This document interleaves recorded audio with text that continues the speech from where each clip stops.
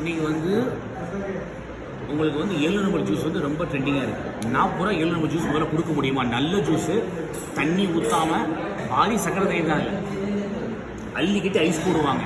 குவாலிட்டியாக எள்ளுநம்பர் பிடிச்சி பிரயோஜனமே இல்லை. நீங்கள் எள்ளுநம்பர் ஜூஸ் தான் தனியாக தான் வைக்கணும். அந்த கடையெல்லாம் பக்கத்தில் சாப்பாடு வந்து சாப்பாடு கூட ஓடாது. நீங்கள் பக்கத்தில் ஸ்நாக்ஸ் விற்கிறீங்க, நீங்களே வச்சா ஓடாது.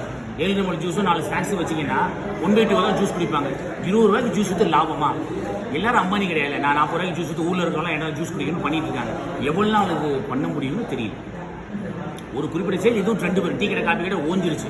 டீ கடை காப்பி கடை 14 லட்ச ரூபா இன்வெஸ்ட்மெண்ட் எக்யூப்மெண்ட்டுக்கு ஒரு 3 லட்ச ரூபா கடைக்கு ஆகும். இன்டீரியர் சேர்த்து போர்டு சேர்த்து அட்வான்ஸ் 1 லட்சம் 5 லட்சம் 6 லட்சம். ஒரு காலத்தில் 14 லட்ச ரூபாய்க்கு ஃப்ரான்ச்சைஸி கொடுத்துட்டு இருந்தாங்க. இப்போ 5 லட்சம் 6 லட்சம் இறங்கிட்டாங்க. ஏன்னா ஃப்ரான்ச்சைஸி போடுறதில்லை. எல்லாரும் புத்தாலியாக இருக்கான். வேலைக்கு போகிறான் நான் ஒரு டீ கடை வைக்கணும் கிளம்பிடுறான். டிராவல்ஸ் கடைக்கு போகிறான், 2 மாதம் வேலை பார்க்குறான், நான் டிராவல்ஸ் கடை வைக்கணும்னு போயிடுறான்.